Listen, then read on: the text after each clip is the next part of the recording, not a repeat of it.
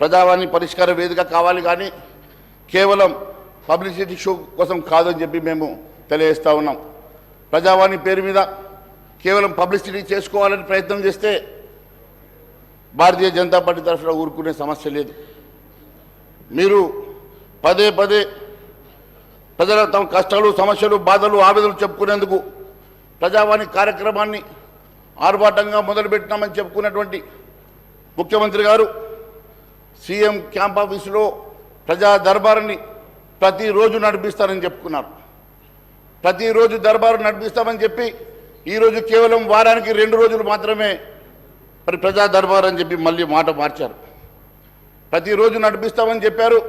మరి అదే ప్రజావాణి ఈరోజు నడుస్తున్నటువంటి 2 రోజుల ప్రజావాణి రేపు మరి సీఎం గారు కొత్త క్యాంప్ ఆఫీసులో వేరుగా పెడతారా, ఇక ఇదే ప్రజావాణిని వారు నడిపిస్తారా?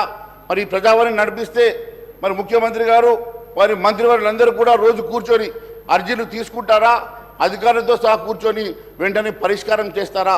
దాని మీద కూడా మరి ప్రజలకు స్పష్టత ఇవ్వాల్సినటువంటి అవసరం ఉందని తెలియజేస్తా ఉన్నాను. ప్రగతి భవన్ ప్రజాభవన్గా మారింది, ప్రజల వినియోగంకి మాత్రం రాలేదు. ఈరోజు ప్రగతి భవన్లో మీరు గతంలో ముఖ్యమంత్రి గారు చెప్పినట్టుగా ప్రగతి భవన్ హాస్పిటల్గా మారుస్తామన్నారు.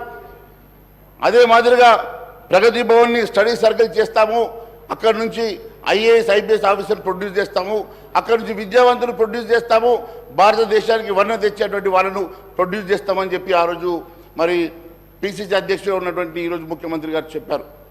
మరి దాన్ని ప్రగతి భవన్ని ఈరోజు ప్రజా దర్బారుగా ఒకసారి మారుస్తే మరి ఉప ముఖ్యమంత్రి గారి రెసిడెన్స్గా కూడా ఒక భవనాన్ని ఇచ్చారు.